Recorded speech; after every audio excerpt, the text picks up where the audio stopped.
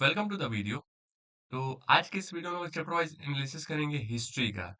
आपने इससे पहले देखा कि हमने सबसे पहले साइंस ग्रुप के बारे में बात की थी, उसके बाद कॉमर्स ग्रुप के बारे में बात की थी और अब बारी है आर्ट्स ग्रुप की। आर्ट्स ग्रुप के सबसे पहले वीडियो में हमने जो टॉपिक लिया है वो है हिस्ट्री। तो हिस्ट्री के बारे में लोग बात करेंगे कि हिस्ट्री से कौन से सवाल आते हैं, किस टॉपिक से कौन से सवाल आते हैं, कितने नंबर ऑफ क्वेश्चन कौन से टॉपिक से आते हैं, मॉडर्न से कितने आते हैं, एंशिएंट से कितने आते हैं, मेडिएवल से कितने आते हैं। ये सब हम लोग देखने वाले हैं हिस्ट्री के सेक्शन में, ठीक है। तो सीयूईटी के अगर एग्जाम में हम लोग बात करें तो जो सबसे ज्यादा डिमांड रहती है वो इन्हीं सब्जेक्ट की रहती है। आर्ट्स ग्रुप के सब्जेक्ट की सबसे ज्यादा डिमांड रहती है, चाहे वो हिस्ट्री ऑनर्स हो, चाहे वो पॉलिटिकल साइंस ऑनर्स हो, चाहे वो इकोनॉमिक्स ऑनर्स हो, चाहे वो ज्योग्राफी ऑनर्स हो। ये इन सब चीजों में डिमांड काफी ज्यादा रहती है। इसके पहले भी मैंने रीजन बताया था क्यों।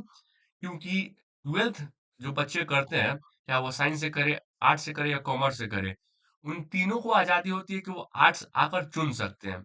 लेकिन साइंस के लिए उनको साइंस पढ़ा होना चाहिए।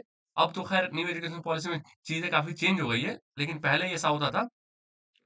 तो जिसका साइंस का बैकग्राउंड नहीं है, वो साइंस में जाएगा नहीं। कॉमर्स वाले और आर्ट्स वाले तो साइंस में जाएंगे नहीं।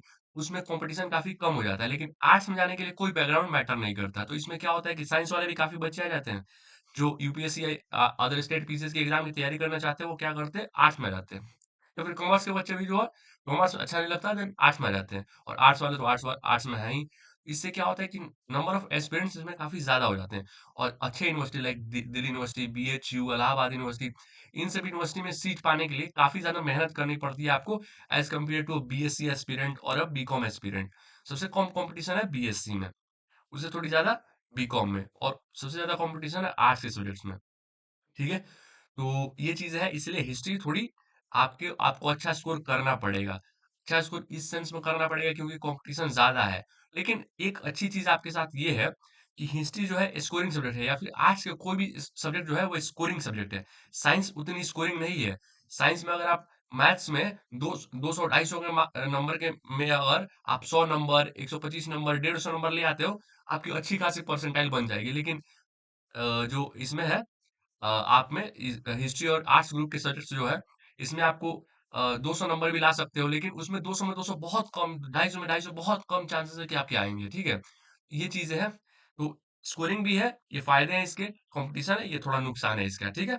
चलिए इसमें हम लोग देख लेते हैं कि कौन से टॉपिक से कितने सवाल आए थे, ठीक है। तो देखिए, सबसे पहले एंशिएंट की बात करते हैं, हड़प्पा सिविलाइजेशन। जो ब्रिक्स मिले थे, बेड्स एंड बोन्स, जो हड्डियां मिली थी, जो उसकी जो पुरानी चीजें मिली थी हड़प्पा सिविलाइजेशन में, उसके बारे में कितने सवाल आए थे। 2022 में आए थे 3 सवाल, अगले साल बढ़ के हो गए 4, फिर घट के 3 और फिर 4। तो ये पैटर्न टाइप फॉलो कर रहे थे, फिर से 3 से 4 सवाल के बीच में आप उम्मीद कर सकते हो, ठीक है। उसके बाद अर्ली स्टेट्स एंड इकोनॉमिक्स, जो अर्ली स्टेट्स थे और उनकी इकोनॉमिक्स क्या थी। तो मेजरली जो एंशिएंट हिस्ट्री में था वो कृषि पे डिपेंडेंट था। तो इस तरह की चीजें हैं कि उससे कितने सवाल आए थे, पहले साल 2 सवाल, फिर 3 सवाल, फिर 2 सवाल, फिर 2 सवाल। तो इससे भी आप उम्मीद कर सकते हो कि 2 से 3 सवाल आएंगे, ठीक है। आगे, किनशिप, कास्ट एंड क्लास, तो जो वर्ण व्यवस्था है, जो कास्ट है, जिसके बारे में हम इतिहास में पढ़ते हैं, उससे कितने सवाल आए थे। इससे एकदम स्ट्रेट लाइन पैटर्न फॉलो हो रहा है, 2 सवाल। तो फिर से आप 1 से 2 सवाल उम्मीद कर सकते हैं कि इससे आएंगे। आगे, थिंकर्स बिलीफ्स एंड बिल्डिंग, जो अलग अलग तरह के चिंतन हुए हैं, लाइक अलग अलग धर्म में अलग अलग चिंतन हुए, जो दार्शनिक हुए हैं, और उनके क्या बिलीफ थे। अलग अलग धर्म में अलग अलग बिलीफ बताए गए हैं। पहले किसी एक चीज को माना जाता था, बाद में किसी ने आके कहा कि नहीं ऐसा नहीं है, या फिर उसकी अपनी थ्योरी है, उसने अपना अपना चिंतन दिया। इसके बारे में कितने सवाल आए थे, पहले 2 साल 2 2 सवाल आए थे, और फिर पिछले 2 साल से 3 3 सवाल आए। तो फिर से आप उम्मीद कर सकते हैं 2 से 3 सवाल आएंगे, मोस्ट प्रोबेबली 3 ही आएंगे, ठीक है। आगे चलते हैं, आगे के चैप्टर्स देखते हैं हम। तो through the eyes of travellers, इस चैप्टर से एकदम स्ट्रेट लाइन की तरफ 3 सवाल आ रहे हैं। तो फिर से आप उम्मीद कर सकते हैं कि 3 क्वेश्चन आएंगे ही आएंगे इस साल, ठीक है। आगे, भक्ति एंड सूफी ट्रेडिशन, जो भक्ति एंड सूफी ट्रेडिशन है, उससे कितने सवाल आए थे। पहले 3 साल 3 3 सवाल आते रहे, और लास्ट ईयर 4 सवाल आ गए थे इससे, ठीक है। अगेन फिर से 3 से 4 सवाल आ जाएंगे। और एक चीज मैं आप लोगों को बता दूं कि एंशियंट, मेडिएवल और मॉडर्न हिस्ट्री में सबसे ज्यादा स्कोरिंग और सबसे ज्यादा वेटेज जो होता है वो मॉडर्न हिस्ट्री का होता है। मॉडर्न हिस्ट्री, ठीक है। अगर आप इस डेटा में भी देखोगे तो आपको पता चलेगा। और ऐसे भी मैं आपको बता सकता हूँ कि मॉडर्न हिस्ट्री का वेटेज जो है ज्यादा होता है। आगे, विजयनगर अंपायर। तो विजयनगर अंपायर की बात करें तो 2 2 सवाल हर साल आए हैं, एकदम स्ट्रेट लाइन 2 सवाल। तो फिर से आप 1 से 2 सवाल की उम्मीद कर सकते हैं, ठीक है। या फिर 3 सवाल भी आ सकते हैं, तो मोस्ट प्रोबेबली 2 ही आप उम्मीद करके रखिए, ठीक है?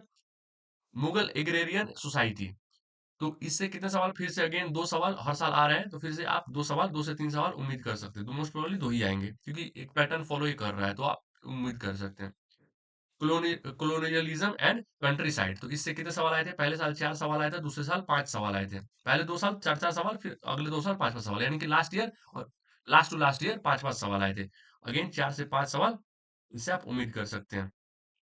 रिवॉल्ट ऑफ 1857, इससे कितने सवाल आए थे? पहले साल 3 सवाल और पिछले 3 सालों से 4-4 सवाल आते जा रहे हैं। इससे आप उम्मीद कर सकते हैं 4 सवाल या 5 सवाल भी उम्मीद कर सकते हैं कि ये पार्ट आ गया मॉडर्न हिस्ट्री में, तो 4 से 5 सवाल की उम्मीद आप रख सकते हैं। ठीक है? आगे चलते हैं, आगे भी 1-2 चैप्टर बचे हुए हैं। तो है गांधी एंड नेशनल मूवमेंट। तो Gandhi ji and national movement एक साथ चलेंगे क्योंकि जो रिवोल्ट रिवोल्ट ऑफ 1857 है, वो चलता रहा, वो थोड़ा कमजोर पड़ गया, उसके बाद गांधी जी आए, फिर दोबारा ये रिवाइव हुआ, ठीक है, 1916 से। तो गांधी एंड नेशनल मूवमेंट की बात अगर हम करें, तो देखिए पहले साल 5 सवाल, फिर 6 सवाल और पिछले 2 साल से 7-7 सवाल आ रहे हैं। आप इससे उम्मीद कर सकते हैं 6 से 8 सवाल की एक्सपेक्टेशन आप रख सकते हैं कि इसे आ जाएंगे। और लास्ट में कॉन्स्टिट्यूशन सवाल, फ्रेमिंग द कॉन्स्टिट्यूशन, उससे कितने सवाल आए थे? पहले साल 3 सवाल, फिर 3 सवाल और पिछले 2 साल से 4-4 सवाल आ रहे हैं। तो फिर से आप 4 से 5 सवाल की उम्मीद आप रख सकते हैं। तो आपने देखा कि जो गांधी एरा है या नेशनल मूवमेंट है, जो पैरेलली चलता है, उससे बहुत ज़्यादा क्वेश्चन आ रहे हैं। 8 सवाल का मतलब आप समझ रहे हैं, 40 मार्क्स, काफ़ी ज़्यादा है। और इसके पहले जो हमने बात की थी रिवोल्ट ऑफ 1857, उससे भी काफ़ी ज़्यादा सवाल आए थे। तो ये एक हिस्ट्री का ओवरव्यू था और इसमें मॉडर्न हिस्ट्री पे आपको खास करके फोकस करना है। मॉडर्न जो हमारा नेशनल मूवमेंट था, उस पे ज़्यादा फोकस करना है, गांधी एरा पे फोकस करना है और जो एक रिवाइवल हुआ था 1916 के बाद से, गांधी जी के आने के बाद से, जो उन्होंने शुरू किया सत्याग्रह वगैरह, उससे काफ़ी ज़्यादा सवाल आते हैं। उसके बाद जितने आपके हिस्ट्री में है, उससे ज़्यादा काफ़ी ज़्यादा सवाल आते हैं, ठीक है? तो मॉडर्न हिस्ट्री आपको ज़्यादा फोकस करके पढ़ना है, ठीक है? तो ये था हिस्ट्री का एक ओवरव्यू जिसके बारे में हमने बात की थी। तो आप लोग कमेंट करके बताइए कि आपने आज अपने पूरे दिन में क्या प्रोडक्टिव किया, क्या आपने अच्छा किया, क्या आपके साथ हुआ? आपने अपने जो टारगेट अपने टारगेट जो फिक्स किए थे वो पूरे किए या नहीं किए? या फिर पहले की तरह एकदम टारगेट फिक्स कर लिया और स्टार्ट ही नहीं किया, ऐसा तो नहीं हुआ ना? तो मैं अपने बारे में बता दूं कि मैंने आज फिर एक इंटरव्यू दिया। एक एडटेक कंपनी थी, काफी फेमस, आजकल तो काफी फेमस चल रही है वो कंपनी। आपने सुना होगा ये इमोशन है, कंपनी नहीं इमोशन है, तो आप लोग गेस कर सकते हो कौन सी कंपनी होगी वो। एडटेक में काफी फेमस है। उसमें मैंने इंटरव्यू दिया, अब देखते हैं आगे क्या होता है, सेकंड राउंड के लिए कॉल आता है या नहीं आता। तो ये था मेरा एक प्रोडक्टिव डे जिसमें मैंने एक इंटरव्यू दिया, जो अपनी पढ़ाई होती है वो की और आप लोगों के लिए कंटेंट तैयार किया। तो मेरा प्रोडक्टिव डे था, काफी अच्छा था। आप लोग कमेंट कर बताइए आपने क्या क्या किया, आपने जो टारगेट फिक्स फिक्स किए थे वो पूरे हुए या नहीं हुए, और अगर कमी रह गई तो कहाँ रह गई, और प्रॉमिस कीजिए कि आगे आप लोग ये कमी नहीं रहने देंगे, ठीक है? चलिए फिर मिलते हैं किसी नए वीडियो में। Thank you.